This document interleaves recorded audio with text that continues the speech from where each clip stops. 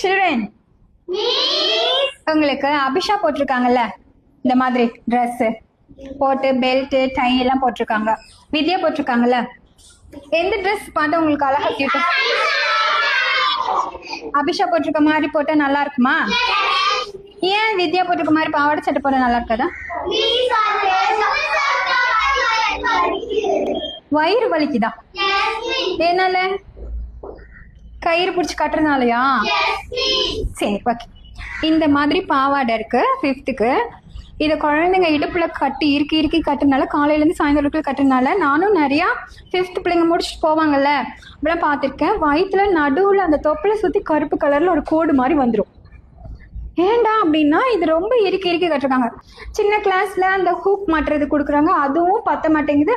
அரணா கொடியில் சுற்றி வச்சுருக்காங்க. அதே மாதிரி இந்த குழந்தைங்க விளையாடும் போதோ படிக்கும் போதோ இந்த ஓப்பன் இருக்குது இல்லையா, இது சைடில் தான் குழந்தைங்க வச்சு கட்டுவாங்க.